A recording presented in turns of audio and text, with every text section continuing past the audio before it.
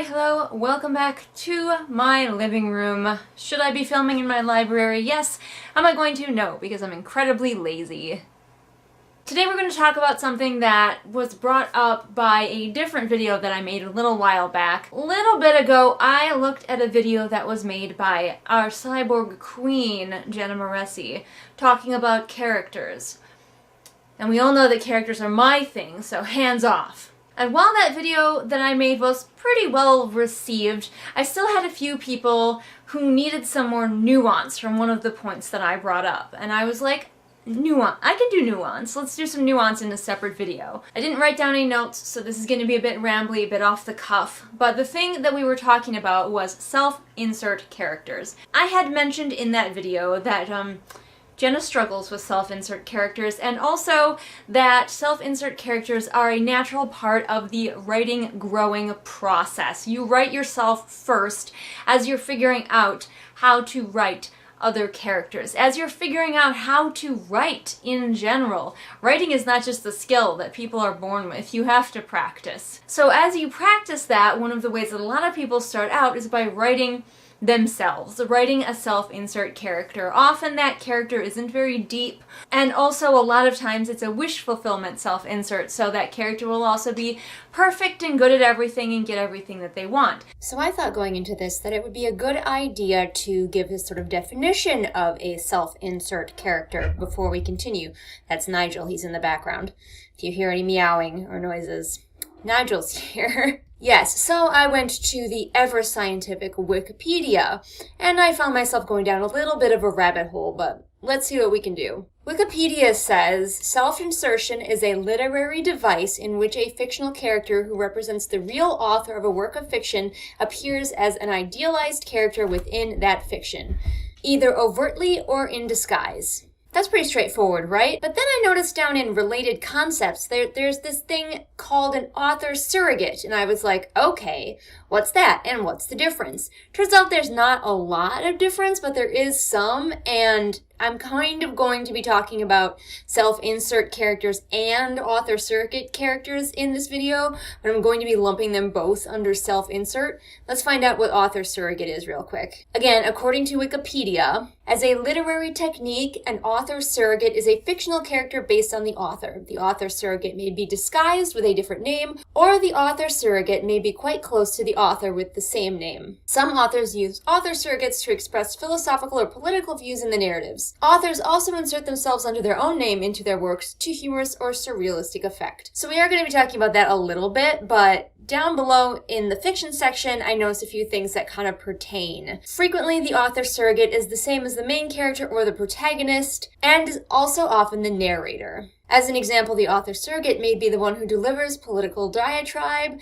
expresses the author's beliefs, or expounds on the strengths and weaknesses of other characters, thereby communicating directly the author's opinion of the characters in question. And down at the bottom, it does talk about fan fiction. Fan fiction critics have evolved the term Mary Sue to refer to the idealized author surrogate, which is especially what we're going to be talking about when we're talking about some forms of self-inserts. I guess is we are actually talking about idealized author surrogate, if we want to use the correct term, at least correct according to Wikipedia. The term Mary Sue is thought to evoke the cliche of an author who uses writing as a vehicle for indulgence in self-idealization to create a character so competent and perfect that it lacks verisimilitude. For male author surrogates, similar names such as Marty Stew or Gary Stew are occasionally used. I didn't know about Marty Stew. That's interesting.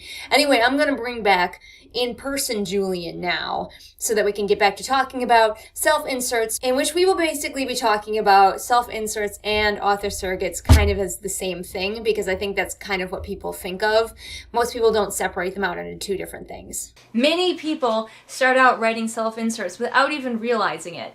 Now, let's first talk about why self-inserts aren't great for your story, and then we'll talk about the nuance, because the nuance is what we're here for. So a self-insert character, one that is very much unintentionally based on the author, and especially if that character is just kind of a wish fulfillment self-insert, getting whatever the author has always wanted to do, whether that is to beat up the bullies or have superpowers or be the strongest that there ever was in the magic school. The problem often is that as an author, you know yourself best, and so when you write a self-insert character, you're probably not giving the reader enough information to really get to know this character. You don't really realize it though, because to you, the writer, it feels like you are, because you know yourself really well. So of course, why wouldn't it be obvious? And of course, the other problem is, especially if it is one that gets everything that they want, that kind of character is really boring. People don't like the Mary Sue type characters for a reason. Now, sometimes they do have a place in some types of stories. It's just fun to follow a character who just kind of goes and wins and does stuff. I think that's kind of a theme in like The Name of the Wind or whatever that book is. I haven't read it. But the main character kind of just succeeds at everything, and that's kind of like the point of the story, because like he's an unreliable narrator. But anyway, there are times when it can be fun, but most of the time when you're writing, you want to steer clear of the character who just does everything easily, gets everything they want, and is the best one. So while it is a natural part of the writer's growing process, it's also not advisable to publish your story with the self-insert. And it's a really good idea to get other people to look at your stories to check for places you might not realize that you're doing a self-insert, especially if you're new.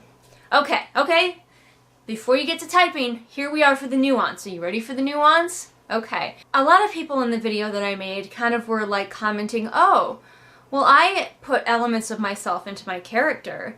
Does that mean I'm doing a self-insert? Is that bad? And I'm like, no, okay, clearly we need some nuance here. Putting parts of yourself into a character does not automatically make them a self-insert. All authors put parts of themselves into characters. I do it, you do it. Now you might be saying, but Julian, I've read some self-inserts that were obviously self-inserts and that character didn't look anything like the author. And it's like, well, yes, again, sometimes it's a little bit difficult. Sometimes the characters handily do look just like the author and you can be like, oh, Like my first self-insert, she looked a lot like me. But there is absolutely nothing wrong with using elements of yourself in your characters. It's just if you completely put all of yourself and get lost in the character or use it as a form of wish fulfillment that you start to run into the potential problems. I think the key here is intentionality. When I write a character that I put some of myself into, I usually realize that those pieces are from me and put them in there on purpose. Like in a book that nobody has seen yet because it's been sitting on the back burner for a little while, it's on timeout. The main character has social anxiety very similar to mine, and it was really kind of uncanny to write that because I've never given a character my same social anxiety, my same level of it, and all of that stuff before. But it was intentional, and it was an exploration and a representation of my social anxiety. Same with the fact that I often put asexual characters in my stories, or characters who love horses. Your own knowledge, your own life experience, your own mind will make it into many of your characters. So that's the nuance you might be looking for. I think some people may have become alarmed when they saw me being like, don't write self-inserts or look out for self-inserts, or self-inserts are the mark of the novice. Now we have some more nuance, because a lot of people I think were a little bit worried that putting themselves into their character maybe meant that they were still novices or that they were doing something bad or wrong, and that's not true. So there you go, guys. I hope this was some helpful nuance for writing that self-insert character or not writing that self-insert character. And if you realize that you've done it, don't freak out, don't panic. It's just a natural part of the process. Most of us have been there. You can just edit it if you want to, or write something else that doesn't have that character in it.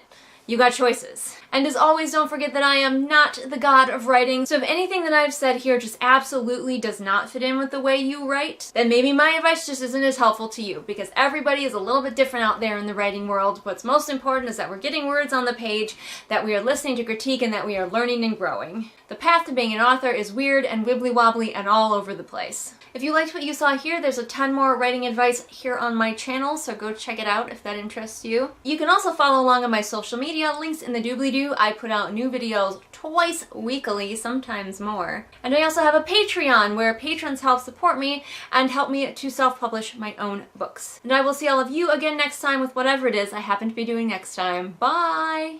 Hello and welcome, and thank you so much for watching that video. But before you go, I'd like to tell you about some patrons. Those being Patrick, Belle, Anne Sophie, Callison, Ray, Artemis, Shelby, Zaire, Jesper, Irene, Scribbling Cat, Savvy, Jenny, Amanda, Lisa, and Lennox. And if you want to be cool like these awesome people, you can join them over on my Patreon. When the sharpest words wanna cut me down, I'm gonna send the flood, gonna drown 'em out. I am brave, I am bruised, I am who I'm meant to be. This is me, look out 'cause here I come. And I'm marching on to the beat I drum. I'm not scared to be seen, I make no apologies, this is me.